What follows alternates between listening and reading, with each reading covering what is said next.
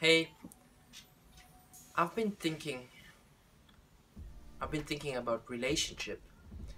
The reason why I'm thinking about relationship is partly because of my own, and then again I was reflecting about the time and age we live in.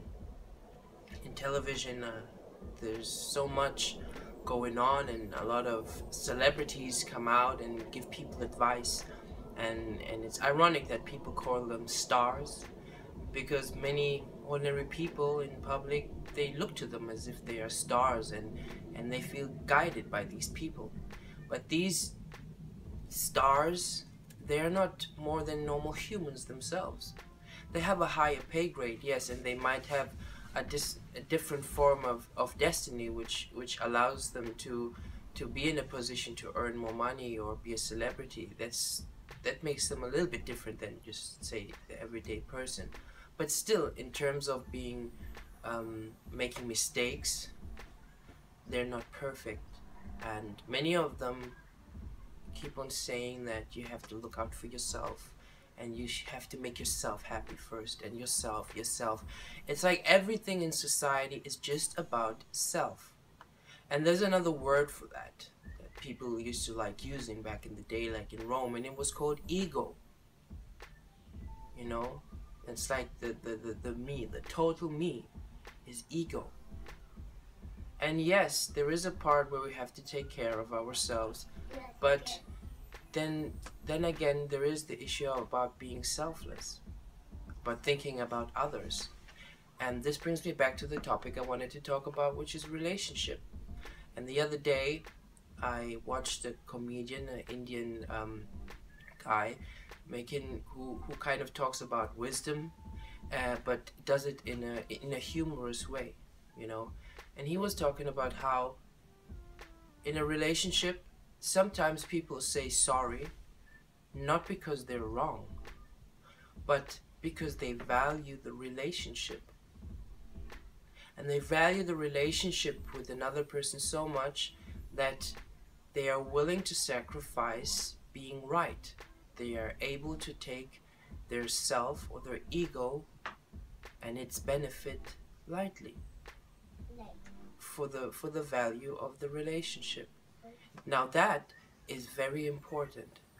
I find it very important because thinking of things that happen, and in my personal experience, that's very difficult. Why do people argue? How many times, ask yourself, how many times were you able to just to say, I'm sorry, even if you were wrong?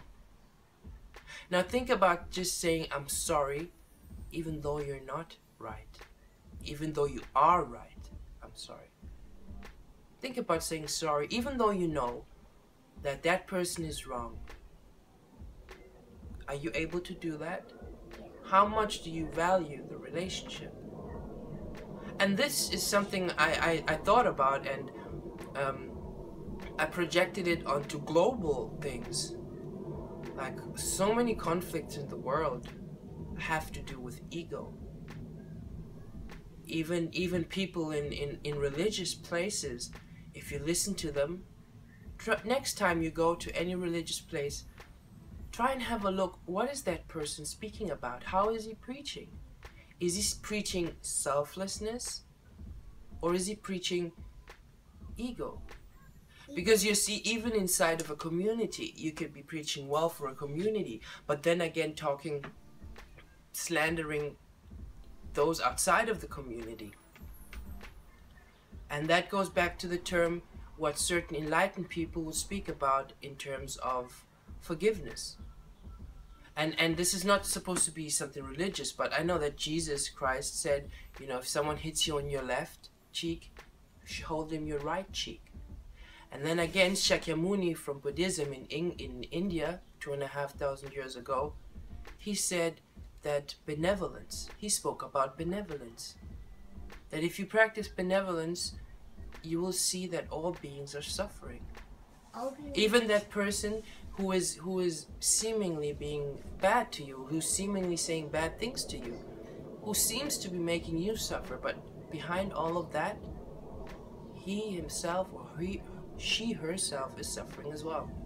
So I just wanted to share this with you guys, a little mind candy.